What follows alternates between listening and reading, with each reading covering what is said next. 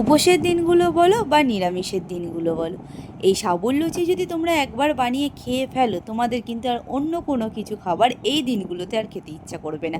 কারণ এই সাবুর লুচি এতটাই খেতে সুন্দর হয়, আর তার মধ্যে এটি বানানো এতটাই সহজ, খুব কম উপকরণে খুব তাড়াতাড়ি কিন্তু এই লুচি বানানো যায়। তো চলো আজকে তোমাদের সঙ্গে রেসিপিটা শেয়ার করে ফেলি।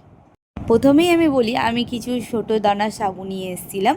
সেগুলোকে আমি শুকনো খোলায় ভালো করে নাড়িয়ে চাড়িয়ে ভেজে নিই। তারপরে কিন্তু আমি মিক্সার গ্রাইন্ডারে দিয়ে মিক্সিতে গ্রাইন্ড করে ফেলি। আমি কিন্তু খুব মিহিভাবে গ্রাইন্ড করি, একটু দানা দানা রেখেছিলাম। আর অন্যদিকে আমি গরম জলে নুন দিয়ে টুকরো টুকরো করে আলুগুলো দিই, যাতে খুব তাড়াতাড়ি সেদ্ধ হয়ে যায়।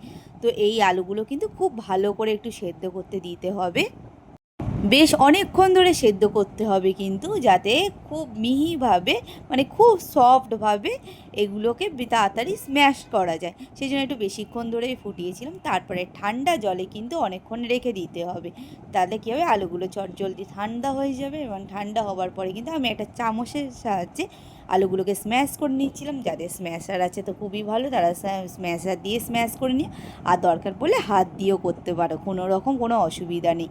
তো আলুগুলোকে আমি ভালো করে একদম ভালো করে চেপে ভেঙে নিচ্ছিলাম, যাতে কোনো টুকরো না থাকে, কেন টুকরো থাকলে কিন্তু পরে মাখার সময় সেগুলো অসুবিধা হবে। তারপরে কিন্তু আমি এখানে এমনি নুন ইউজ করেছিলাম। যারা উপোসের দিনে আছে তারা কিন্তু সন্দক নুন ইউজ করতে ভুলো না। আর তারপর কিন্তু আমি ধনেপাতা আর কাঁচা লঙ্কা কুচি দিয়ে দিই।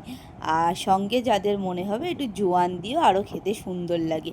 আর তারপর কিন্তু আমি আস্তে আস্তে এর মধ্যে সাবুদানার যে গুঁড়োটা আছে সেইগুলোকে আমি আস্তে আস্তে এর মধ্যে অ্যাড করে দিই। আর তোমরা তোমাদের প্রয়োজন মতো অ্যাড করো। এটা দেখতে মনে হচ্ছে একদম অল্পই হবে, কিন্তু সেটা না, এটা আস্তে আস্তে দেখবে তোমরা। আমি মাখছি প্রথমে শুকনো, তাই এতটা মনে হচ্ছে কম হবে, কিন্তু এটার মধ্যে যখন আমরা জল মিশিয়ে মিশিয়ে আস্তে আস্তে তোমাদের পরিমাণ মতোই তোমরা জল মিশিয়ে আস্তে আস্তে এগুলোকে মেখো, যাতে সফট হয়ে যায়। তারপরে দেখো কতটা বেড়ে গেছে। আমি কিন্তু প্রায় এইটুখানি দিয়ে 20-25টার মতো লুচি করে নিয়েছিলাম। তো তারপরে আমরা লুচি ডাল্লাগুলোকে করে গোলা বানিয়ে নিই। আর তারপরে আমরা কিন্তু বেলুন চাকিটাতে ভালো করে চাকিটাতে তেল দিয়ে নাড়িয়ে তারপরে আমরা এইগুলো রাখি। আর রাখার পরে প্রথমে কিন্তু গোল করে নিই, আর গোল করার পর কিন্তু এগুলো চার সাইডে একটু ভেঙে যায়। তাই সুন্দর করে একটা রাউন্ড শেপের জন্য আমরা একটা বাটির সাহায্যে ওটাকে রাউন্ড শেপ দিয়ে নিই। আর দেখো কি সুন্দরভাবে লুচিগুলো একদম গোল হয়ে যাবে।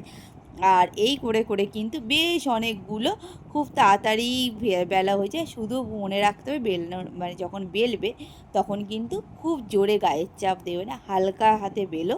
তাহলে কিন্তু এগুলো, কারণ একটু মোটা মোটা রাখতে হবে, তা নাহলে ভেঙে যাবে, সাবুত তো সেই জন্য। তারপরে তেলটা বেশ ভালো করে গরম করতে দিতে হবে।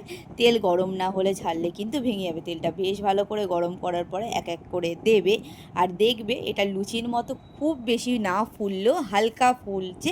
আর একটু ধৈর্য সময় ধরে ভেজো, কারণ এগুলো একটু মোটা হয়, সেই জন্য একটু সময় ধরে এক এক করে ভেজে নিতে হয়। আর এইগুলো যখন ভাজবে তখন তেলটা গরম রেখো, তেলটা যেন না ঠান্ডা হয়ে যায়। তেলটা সবসময় একটুখানি গ্যাসের ফ্লেমটা হাইতেই রেখো। আর এই করে এক এক করে ভেজে নিও। আর আমার এই ভাজতে ভাজতে কিন্তু তোমাদের দেখাচ্ছি, কয়েকটা কিন্তু বেশ ভালোভাবে ফুলেছিল লুচির মতো। আর চার সাইডটা যেহেতু আমি সাবুদানাগুলোকে একটু গোটা গোটা রেখেছিলাম, বেশ মচমচে মতো খেতে হয়েছিল, খুবই সুন্দর লাগছিল। তো উপোসের দিনে এইটা তোমরা যদি সিমুই বা পায়েসের সঙ্গে সার্ভ করো, অতিরিক্ত কিন্তু সুন্দর খেতে লাগবে।